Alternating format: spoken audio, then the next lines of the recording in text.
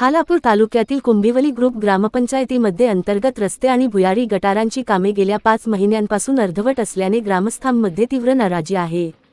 वारंवार पाठपुरावा करूनही काम पूर्ण न झाल्याने ग्रामस्थांनी थेट खालापूर पंचायत समिती गाठत अधिकाऱ्यांकडे तक्रार केली। मार्च 2026 मध्ये सुरू झालेल्या या कामासाठी खासदार निधी आणि ग्रामपंचायत निधीतून लाखो रुपयांचा निधी मंजूर झाला होता। मात्र काम रखडल्यामुळे शाळकरी मुले, ज्येष्ठ नागरिक, महिला आणि रुग्णांना मोठ्या अडचणींचा सामना करावा लागत आहे। सहाय्यक गटविकास अधिकारी प्रदीप कांबळे यांनी ठेकेदाराशी चर्चा करून तातडीने काम पूर्ण करण्याच्या सूचना दिल्या असून कामात दिरंगाई झाल्यास पर्यायी ठेकेदार नियुक्त करण्याचाही इशारा दिला आहे।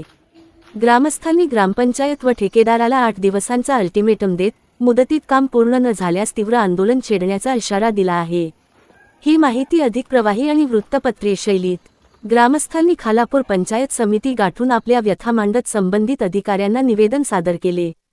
तसेच ग्रामपंचायत व संबंधित ठेकेदाराला 8 दिवसांच्या आत अर्धवट रस्ते व भुयारी गटारांची कामे पूर्ण करण्याचा अल्टिमेटम देत अन्यथा तीव्र आंदोलन छेडण्याचा इशारा दिला। यावेळी सामाजिक कार्यकर्ते विशाल मामुणकर, पीतांबर लबडे, अंकुश पाटील, संतोष मामुणकर, सचिन मामुणकर, प्रवीण मामुणकर, दीपक मोरे, निलेश मामुणकर, विजय धावडे, कल्पेश सावंत, नितीन दळवी, साईराज बुरुमकर, अरुण मामुणकर, रत्नाकर जाधव, प्रवीण धावडे, जालिंदर गायकवाड, दत्तात्रेय मामुणकर यांच्यासह अनेक ग्रामस्थ उपस्थित होते।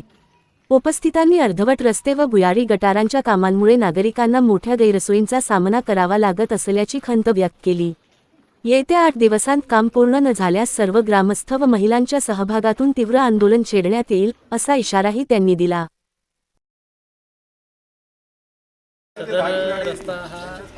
सदर रस्ता आणि गटाराचं काम अंकुश पाटील यांच्या घरापासून ते दिलीप गायकवाड यांच्या घरापर्यंत काम चालू होता।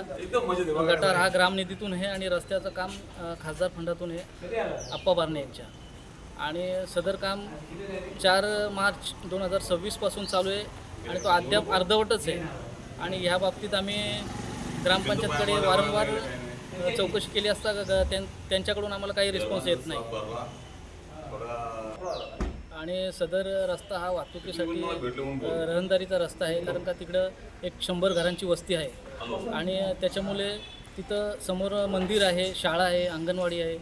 त्याच्यामुळं शाळेत जाणाऱ्या मुलांचे पण तिथं हाल होतात। एखादा मुलगा पडून अपघात होऊ शकतो किंवा काही होऊ शकतो त्याच्या बाबतीत। परत वरती काय दुर्घटना घडली तर तिथं जाण्यासाठी ॲम्ब्युलन्स जाऊ शकत नाही आहे। वयोवृद्ध लोकांना पण तिथं त्रास होतोय।